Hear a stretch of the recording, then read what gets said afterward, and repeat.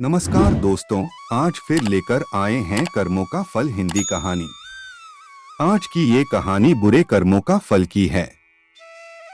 हम उम्मीद करते हैं कि आप इस कहानी को पसंद करेंगे और अपने दोस्तों के साथ शेयर भी करेंगे।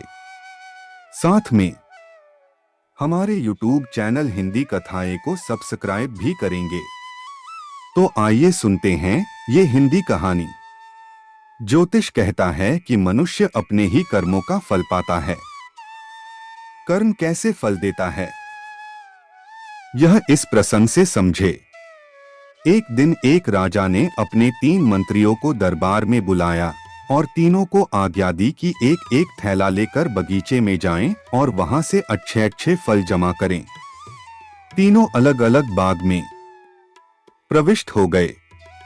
पहले मंत्री ने प्रयास किया कि राजा के लिए उसकी पसंद के अच्छे अच्छे तथा स्वादिष्ट फल जमा किए जाएं। उसने काफी मेहनत के बाद बढ़िया और ताजा फलों से थैला भर लिया। दूसरे मंत्री ने सोचा, राजा हर फल का परीक्षण तो करेगा नहीं, इसलिए उसने जल्दी जल्दी थैला भरने में ताजा, कच्चे, गले सड़े फल भी थैले में भर लिए।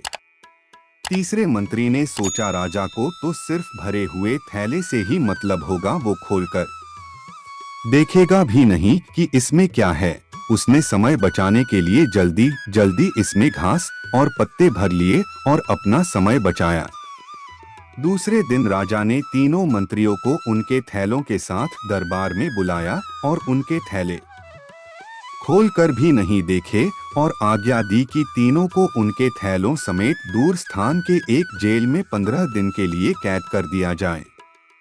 अब जेल में उनके पास खाने पीने को कुछ भी नहीं था सिवाय उन फल से भरे थैलों के। तो जिस मंत्री ने अच्छे अच्छे फल जमा किए वो तो आनंद से खाता रहा और 15 दिन व्यतीत हो गए।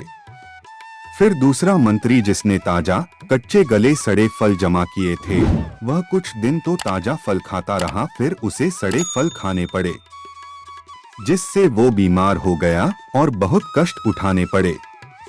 और तीसरा मंत्री जिसने थैले में सिर्फ घास और पत्ते जमा किए थे, वो कुछ ही दिनों में भूख से मर गया।